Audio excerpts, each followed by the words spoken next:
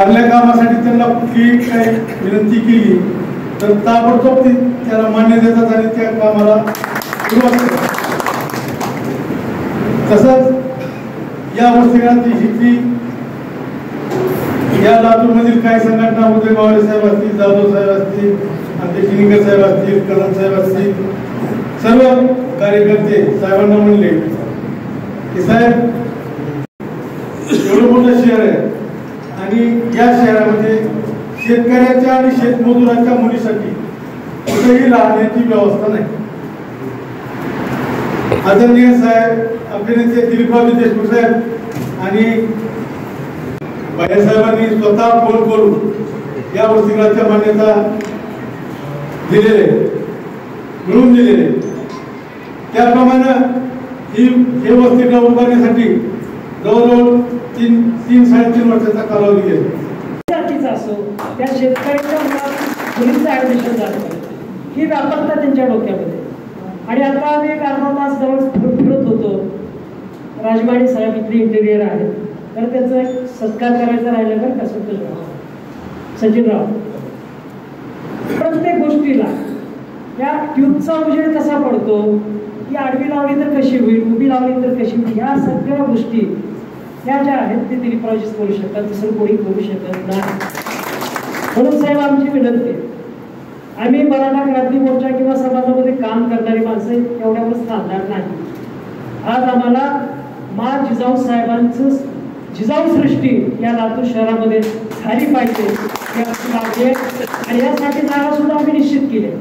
फक्त तुम्ही सांगा होऊ शकतं तर ते करता येतं. म्हणून आज छत्रपती शिवाजी महाराज चौकामध्ये विशेषतः पश्चिम भागामध्ये पोलीस स्टेशनला लागून असणारा शासनाचा खुला भूखंड आहे. त्या ठिकाणी जिजाऊ सृष्टी झाली पाहिजे अशी आमची समाजाच्या वतीने मागणी. निश्चितपणे आपण सोबत असतात पण कसं करायचं हे तुम्हाला माहिती आहे. कुणाचे काम कधी धरायचे आणि कुणाकडून काम कसं करायचं हे दिलीपरावजींच्या नेतृत्वात कुणालाही कळणार. आज आपण आम्हाला इथं बोलवलं, काल रात्री सभापती आमची कल्पना आहे की या आठवड्यामध्ये आपण ते करूया. आणि म्हणून अशा प्रकारचा एक आपल्या सर्वांच्या मागणी पुढे आली. जे पहिल्यांदा भेटले ते म्हणाले की आमच्याकडे थोडे पैसे आहेत, त्याच्यामध्ये आम्हाला वसतिगृह बांधायचं आहे. तुमच्याकडे जे पैसे आहेत तेवढ्या पैशामध्ये लहानसा प्लॉट सुद्धा लातूरमध्ये मिळणं कठीण आहे. बांधकाम होणं सुद्धा थोडं माझ्यावरती सोपवा कसं करता येईल, जेणेकरून समाजातल्या कुठलाच तुम्हाला तर नाही पण कुणालाही एक पैसा द्यावा लागला तर तुमचेच पैसे बाजारामध्ये शेतकऱ्याचे जे आले मालाचा जो आपण टॅक्सच्या रूपाने जे पैसे गोळा करतो बाजार समितीला दुसरं काय उत्पन्न आहे? बाजार समितीला जे उत्पन्न आहे ते ग्रामीण भागातल्या शेतकऱ्याचा जो माल या ठिकाणी येतो त्याच्यातनं थोडंसं सगळं सुविधा करण्यासाठी जे ते उत्पन्न गोळा होतं मग ते शेतकऱ्याचे पैसे शेतकऱ्याच्या मुलींच्यासाठी वस्तू आणि एक संकल्प केला आपण सर्वांनी त्याचा पाठपुरावा केला. त्याच्यामध्ये अनेक आबासाहेब आहेत, बाकीचे आमचे मित्र आहेत, त्या सगळ्यांनी पाठपुरावा केला. आपल्यालाही भेटायला आफ्रिकेची सांगितलं समोरला तेव्हाच्या तो भेटा पाटील आहेत तेव्हा डायरेक्टर होते आणि या सगळ्या राज्यात ती मान्यता आली, त्याची सुरुवात झाली. काही अडचणी आल्या तर येतच असतात सार्वजनिक कामामध्ये, कायदेशीर अडचणी व्यक्तीच्या पण त्यातनं हे भारत माध्यमात त्याच्यामध्ये 180 मुली तिथे व्यवस्थितपणे राहू शकतील. आणि माझी दुसरी तिसरी चौथी भेट असेल ते प्रत्येक रूमचं डायमेन्शन काय असावं, बाथरूम कुठल्या बाजूला असावे, बेसिन कसा असावा, लहान लहान गोष्टी त्या सगळ्या केल्या आणि त्याच्यामधला आपल्याला हे काम या ठिकाणी करता आलं. एक सुंदर प्रशस्त अशा प्रकारची इमारत उभी राहू शकली. पलीकडे अभ्यासिका आहे, या ठिकाणी मेसचा डायनिंग हॉल आणि टीचर आपल्याला त्या ठिकाणी दिलेला आहे. विषय असा असतो की जो विचार घेऊन छत्रपती शिवाजी महाराजांनी हा तो विचार जिजाऊ मासाहेबांनी महाराजाला दिला. महाराज आपल्याला माहिती कुठल्या एका जातीचे होते, 18 पगड जातीच्या लोकांना सोबत घेऊन गेलेले होते आणि मग तिथे काम करत असताना आम्ही सुद्धा राजकारणामध्ये काम करत असताना विशिष्ट एक जात डोळ्यासमोर ठेवून आम्ही काम करत नाही, सर्व लोकांना सोबत घेऊन जाण्याची भूमिका, सर्वांची प्रगती झाली पाहिजे. जे जे समाजामध्ये घटक थोडेसे पाठीमागे राहिलेले आहेत, थोडेसे आर्थिक शैक्षणिकदृष्ट्या कमकुवत आहेत, त्याला मदतीचा हात देऊन वरती येण्याचं काम किंवा 2 पावलावरती 2 पायऱ्यासोबत त्यांना येते यावं, इतर समाज घटकांच्या बरोबरीने त्याला राहता यावं या भूमिकेत आपण काम करतो आहोत. आणि हा विचार आम्हाला पुढे घेऊन त्या ठिकाणी जायचा आहे. मुलींचं शिक्षणाचं महत्त्व मी वेगळं सांगण्याची काही गरज नाही, कारण आपल्या सर्वांना ती गोष्ट पटलेली आहे. आणि अनेक क्षेत्रामध्ये आता आपल्या भगिनी असतील, अगदी गावच्या ग्रामपंचायतीपासून देश पातळीवरती आणि राज्य पातळीवरती सुद्धा महिला चांगल्या पद्धतीने काम करतात, चांगल्या वैमानिक होत आहेत, चांगले इंजिनियर होत आहेत, डॉक्टर चांगले होत आहेत आणि म्हणून सर्व क्षेत्रामध्ये. पण त्याला आणखी एक सुविधा देण्याचं काम आपण करतो. मला असं ठीक आहे विचारणा केली तर असं की बाहेर एखादी रूम घेऊन जर वसतिगृहामध्ये राहायचं असेल किंवा भाड्याने घेऊन राहायचं असेल तर महिन्याला 5 ते 6 हजारापर्यंत एका मुलीला खर्च त्या ठिकाणी येतो. जेवणाची सोय तर वेगळी करावी लागते आणि म्हणून आपल्या ह्याच्यामध्ये ते माफक दरामध्ये असावं म्हणून आम्ही तो सगळा साधारणपणे हिशोब केला आणि मग कमीत कमी किती बसवता येईल एवढा सगळा विचार केल्याच्या नंतर फक्त महिन्याला 1800 रुपये म्हणजे दिवसाला 7 रुपये एवढ्या माफक दरामध्ये ही सगळी सुविधा वायफाय सहित, लायब्ररी सहित आणि हळूहळू ज्या गोष्टी त्यांना लागणार आहेत त्याही सगळ्या पुरवण्याचं काम आपण त्या ठिकाणी करणार आहोत. आणि शेतकरी, शेतमजूर, यार्डामध्ये काम करणारे आमचे काही हमाल मापाडी सुद्धा असू शकतात की ज्यांच्या घरी राहण्याची किंवा अभ्यासाचं वातावरण नसेल ते सुद्धा इथं त्या ठिकाणी येऊ शकतात. पण शक्यतो बाहेर गावच्या मुलींना आपल्याला, कारण तिची बिचारीचं घर नाहीच आहे इथे, तर त्याला प्राधान्य देण्याचं काम एक नियमावली आम्ही आमच्या काही प्राचार्याकडनं प्राध्यापकाकडनं घेऊन कशी नियमावली असावी म्हणून एक समिती बाहेरची सुद्धा नेमून त्याच्यामध्ये महिला प्राचार्यांना त्या कमिटीमध्ये घेतलं जाईल. कारण मुलींच्या अडचणी असतात, भावनिक अडचणी असतात, या सगळ्या गोष्टी पुरुषांसमोर त्या बोलू शकत नाहीत म्हणून ती एक समिती सुद्धा आपल्याला तुमच्या संचालक मंडळामध्ये जरी महिला फारशा नसल्या होते नाही तर 2 आहेत ते पण त्यांच्या मेंटल मीटिंगला येत असतील त्याला आपल्याला काहीतरी त्याच्यामध्ये घेऊन. पण ज्या शैक्षणिक क्षेत्रामध्ये काम करतात प्राध्यापिका असतील, प्राचार्य असतील, फार मोठी नाही कमिटी 2-3 लोकांना येऊन त्यांनी व्हिजिट करावी, महिन्यातनं यावं, त्या मुलीशी बोलावं, जेवणाची सोय कशी आहे, राहण्याची सोय कशी आहे, सुरक्षितेची सोय कशी आहे, या सगळ्या गोष्टी याच्यामध्ये करण्याचं आपण ठरवलेलं किंवा ते जवळपास मान्य ठरलं. आमचं भाग्य असं आहे की दृष्टी असलेले सभापती आहेत, त्यांचं संचालक मंडळ या क्षेत्रामध्ये खूप पुढे आहे मान्यता देण्याच्या बाबतीमध्ये. दादाजी त्याचे कॅप्टन आहेत म्हणून मला कळलं की वर्गात तसा मॉनिटर असतो आणि आम्ही भैयाने असाच मॉनिटर केलाय की जो बाकीच्या विद्यार्थ्यांना कंट्रोल करू शकेल. तेव्हा विद्यार्थ्यांची तुमची जबाबदारी आहे की काही किरकोळ विषय नाही. वर आपल्याला सोलर सिस्टीम करायचे, बॅकअप लाईट जर गेला मध्येच तर एकदम अंधार होईल. प्रत्येक रूम मधला एक लाईट एक फॅन तो चालू झाला पाहिजे. आता कसं असतं की कुठलीही कोऑपरेटिव्ह असो किंवा बाजार समिती असो, या संस्थांच्या मध्ये प्रत्येक गोष्टीला ठराव हे करावे लागतात. ही सचिवाची आणि सभापतींची अडचण असते, तेव्हा ते सगळे विषय एका मिटिंगमध्ये घ्या.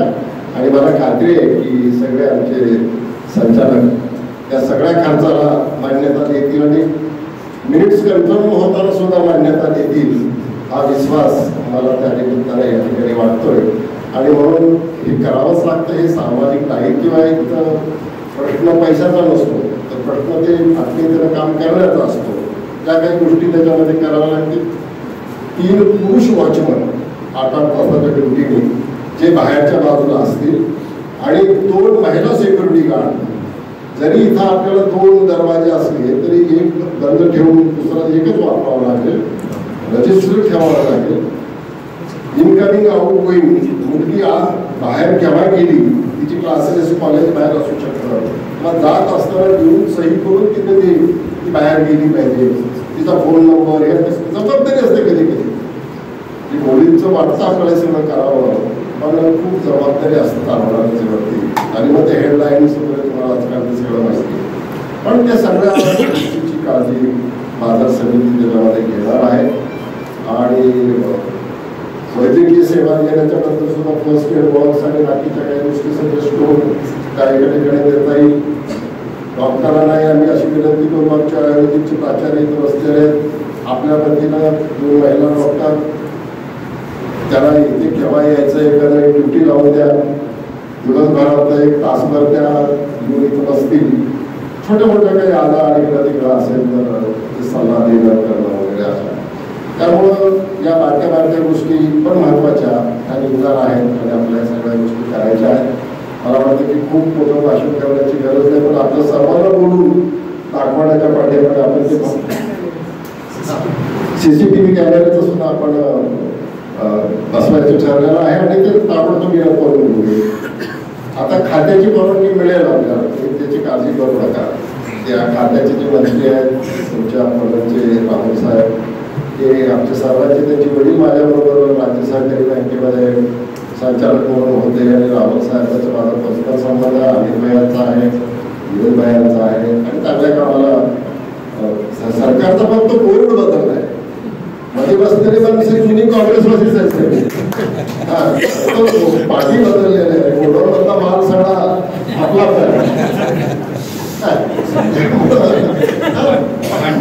पाठी बदललेली फक्त, बाकी सगळं आपलंच आहे. आता हे वेगळं सांगायची काही गरज नाही.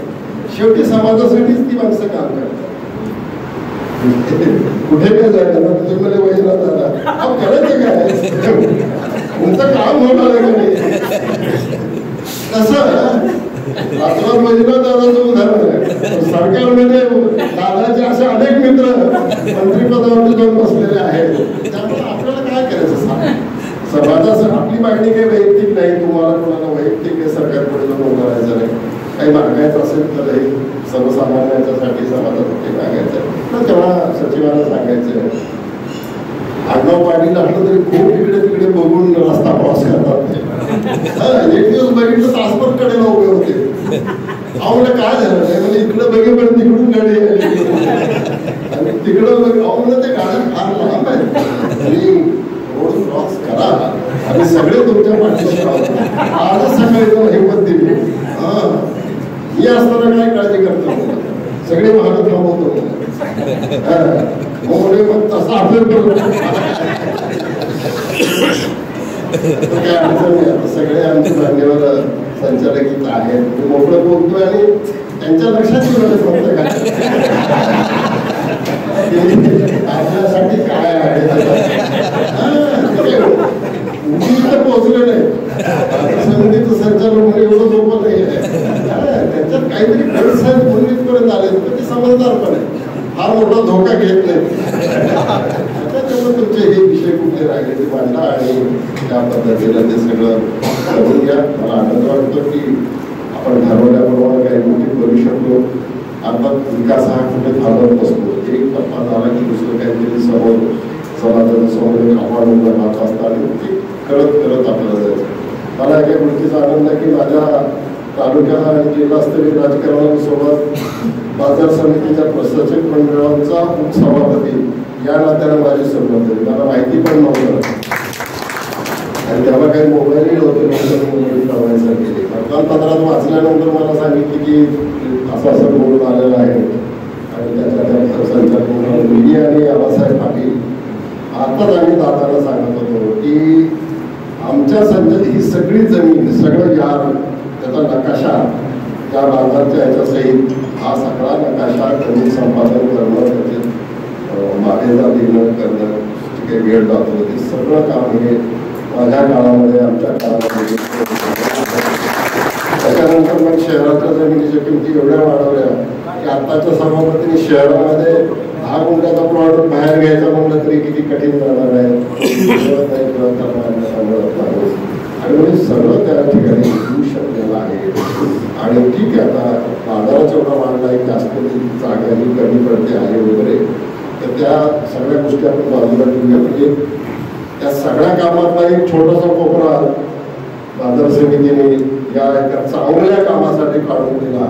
हृदयाचा एक छोटासा कोपऱ्यामध्ये तुमच्या माणुसकी जिवंत ठेवण्याचं काम सुद्धा आपल्याकडनं झालेलं आहे. आणि हे तुम्ही आम्ही राजकारणात कमी काळ असू पण वसतिगृहात हे पुढची 100 वर्ष इथं उभं राहणार असते आणि 100 वर्षामध्ये हजारो गरजू मुलींना इथं शिकून पुढे न्यायालयापुढे डॉक्टर होईल पुण्याची जी काही शक्यता सगळ्या गोष्टी होती एक चांगलं काम आजच्या या स्मृती दिनाच्या निमित्तानं होत आहे. आणि म्हणून नाव सहज दिलेलं नाही मोठ्या महाविभूतीचं नाव देणं एक मोठी जबाबदारी असते. आणि मग इथं काम करणाऱ्या प्रत्येक सभापती साहेबापासून सर्व संचालकाच्या माध्यमातून आमच्या माध्यमातून इथं काम करणाऱ्या कर्मचारी यांच्या माध्यमातून या नावाला कुठेही गारबोट लागणार नाही एवढ्या जिम्मेदारी आपण हे वसतिगृह आणूया. वसतिगृह निश्चितपणे केलं म्हणजे आम्हाला माहिती नाही रेकॉर्ड करायचं केलं पण महाराष्ट्रात मुलींचं बाजार समितीनं उभं केलं हे पहिलं आणि मला अपेक्षा आहे की हे पाहून इतर बाजार समित्या त्याच्यामध्ये पुढाकार घेतील आणि तिथे सुद्धा तिथल्या मुलींना त्याचा उपयोग होईल एवढंच या निमित्ताने या ठिकाणी सांगतो. आणि हा छोटेखानी करायला पण हृदयस्पर्शी अशा प्रकारचा महत्त्वाचा कार्यक्रम या ठिकाणी झाला आहे. आपण सगळे मान्यवर या ठिकाणी उपस्थित राहिले त्याबद्दल आपला सर्वांनी मनापासून धन्यवाद देतो. महाराजांनी मनापासून धन्यवाद देतो. थोडासा वेळ दिला पाहिजे अजून आणि अजून आमची पण एखादी चक्कर इथं राहील आणि या सगळ्या गोष्टी करूया. मला वाटतं की मी म्हटल्याप्रमाणे महिन्याला 1800 रुपये ही दिवसाला साडी काही माफक आहे याच्यापेक्षा काही स्वस्त आणि एवढी व्यवस्थितपणे काय काय याच्यामध्ये सांगितल्यामुळं चांगला 24 तास पाण्याची सोय आहे.